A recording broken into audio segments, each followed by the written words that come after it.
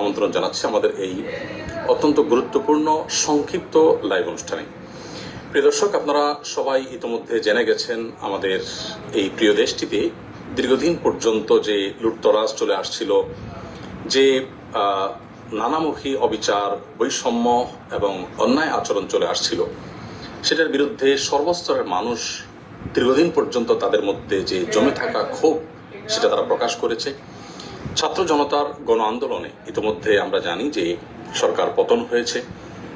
এই পুরো সাফল্যের যে মহানায়কেরা, বিশেষ করে আমাদের শিক্ষার্থীরা, তাদের সকলকে আমরা সকলে বিনম্র শ্রদ্ধা জ্ঞাপন করি। আল্লাহ রাব্বুল আলামিন তাদের সবাইকে এর জন্য সর্বোত্তম বিনিময় দান করুন এবং যে সমস্ত ছাত্র ভাইদেরকে বা যে সমস্ত নিরীহ নিরপরাধ মানুষদেরকে আমরা হারিয়েছি, যাদেরকে হত্যা করা হয়েছে, খুন করা হয়েছে, আমরা তাদের প্রত্যেকের রুহের মাগফিরাত কামনা করছি। আল্লাহ রাব্বুল আলামিন তাদের সবাইকে শাহাদাতের মর্যাদা দান করুন।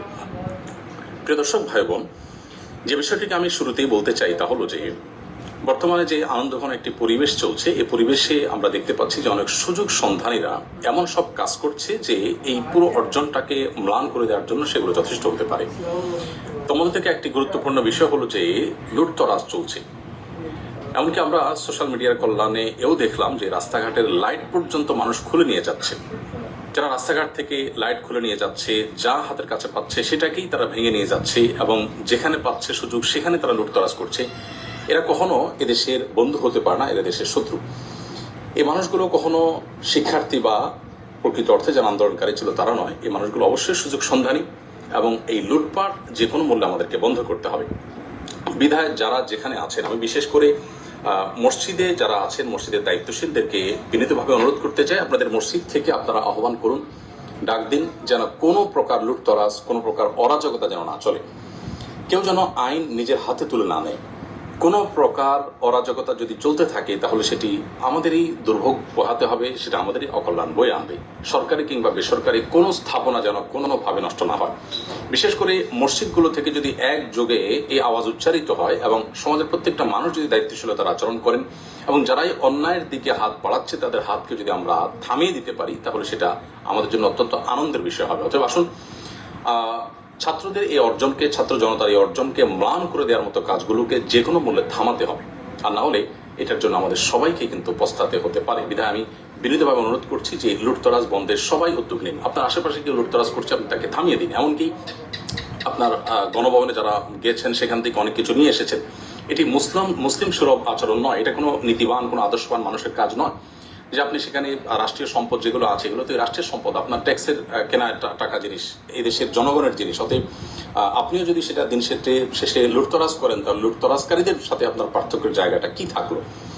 আমি আবারও বলতে চাই অত্যন্ত বিনয়ের সাথে যে প্লিজ সবাই যার যার জায়গা থেকে শান্তি বজায় রাখুন এবং সবাই শান্ত হন। প্রিয় নবী সাল্লাল্লাহু আলাইহি সাল্লাম যখন মক্কা পুনরুদ্ধার করেছেন, মক্কাকে স্বাধীন করেছেন, তখন কিন্তু তিনি মক্কায় কোনো মানুষের কোনো প্রকার জানমালের ক্ষয়ক্ষতি হতে দেননি, বরং সেখানে একরকম অনেকটা রক্তপাতহীনভাবেই কিন্তু তিনি মক্কা বিজয় করেছেন। তার সে মক্কা বিজয়ের ইতিহাস আমরা স্মরণ করার চেষ্টা করি এবং মক্কা বিজয়ের সময় তিনি যে বিনয়ের পরিচয় দিয়েছেন, তিনি যে আল্লাহর কৃতজ্ঞতা জ্ঞাপন করেছেন সেটিকে আমরা স্মরণ করি। সেই সাথে বিশেষভাবে আমি বলতে চাই সংখ্যালঘুদের উপর যে নির্যাতনের সংবাদ উঠে আসছে, এর কতটা সত্য কতটা মিথ্যা আমরা জানি না, তবে আমি বিশেষভাবে মাদ্রাসা শিক্ষার্থীদেরকে বলবো যে আপনারা অনুগ্রহ করে আপনাদের আশেপাশে থাকা হিন্দুদের স্থাপনা, ঘরবাড়ি, তাদের মন্দির, উপাসনালয়, এগুলোতে কোনো মানুষ যাতে আক্রমণ করে অন্যায়ভাবে সেখানে কোনো প্রকার জুলুম করে সেটাকে উদুরপিণ্ডি বুদুর ঘাড়ে চাপাতে না পারে, সেজন্য আপনারা সজাগ থাকুন। এবং এই কর্তব্যটা, এই সময়টা যদি আমরা সবাই মিলে পালন করতে পারি তাহলে সেক্ষেত্রে এই বিজয় বা এই উৎসব যেটা আপনারা করছেন, গোটা দেশে মানুষ করছে, আমরা সবাই করছি, সেটি প্রকৃত অর্থে উৎসবে পরিণত হবে।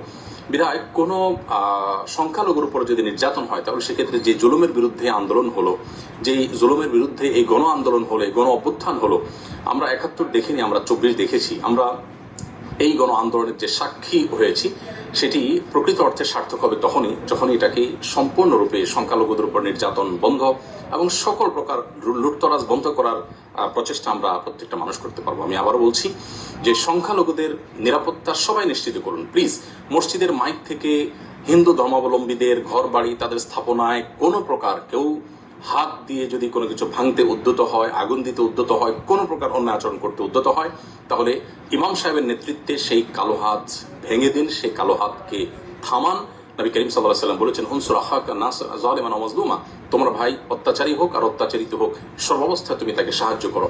অত্যাচারিত যে, তাকে সাহায্য করার অর্থ তো খুবই পরিষ্কার। যিনি অত্যাচারী তাকে সাহায্য করার অর্থ হলো তার অত্যাচার থেকে তার হাতটাকে বন্ধ করে দেওয়া, থামিয়ে দেওয়া, অর্থাৎ তার অত্যাচারকে বন্ধ করার উদ্যোগ নেওয়া। অতএব আসুন, প্রতিটা মসজিদের মাইক থেকে সংখ্যালঘুদের রক্ষা, তাদের প্রতি অন্যায় আচরণ যাতে কোনোভাবে না হয় সেগুলো আমরা সতর্ক করি, প্রত্যেকটা মানুষকে সজাগ করি, সবাই যেন চোখ কান খাড়া রাখি। এবং সেই সাথে বিশেষভাবে যত প্রকার লুটতরাজ হচ্ছে বা হয়েছে এগুলো যেন বন্ধ হয়।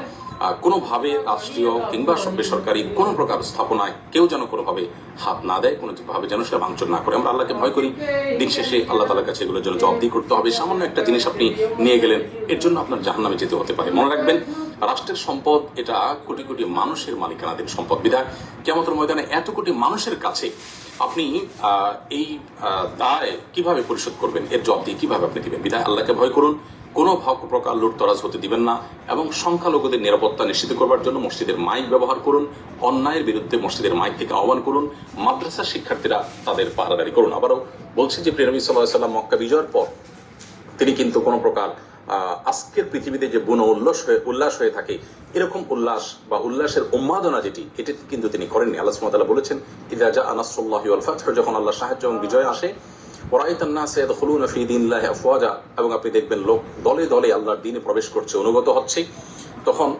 ফাসাব্বিহ বিহামদি রাব্বিকা ওয়াস্তাগফিরহু, আল্লাহ তাআলার তাসবিহ মাখা প্রশংসা আপনি জ্ঞাপন করুন এবং আল্লাহ তাআলার কাছে ইস্তেগফার এবং ক্ষমা প্রার্থনা করুন। একজন মুসলিম বিজয়ের আনন্দে আল্লাহর শুকরিয়া আদায় করবে, বিনয় অবনত হবে, এবং নিজেদের কোনো ভুল ত্রুটি হয়ে থাকলে তার জন্য আল্লাহর কাছে ক্ষমা প্রার্থনা করবে।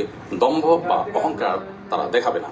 যারা দম্ভ দেখিয়েছে, অহংকার করেছে, তাদের অহংকার এবং দম্ভ কিভাবে চূর্ণ হয়েছে আমরা দেখেছি। আমরাও যদি একই কাজ করি তাহলে একই পরিণতি আমাদেরকে বরণ করতে হবে। যারা জুলুম করেছে, লুটতরাজ করেছে, অবিচার করেছে, বৈষম্য করেছে, সেগুলোর পরিণতি আমরা দেখতে পেয়েছি। আমরাও যদি একই কাজ করি বা আপনারা যদি সাধারণ মানুষও যদি একই কাজ করেন তাহলে একই পরিণতি আমাদেরকে বরণ করতে হবে। আল্লাহর ভয় জাগ্রত রাখি। আমি সর্বস্তর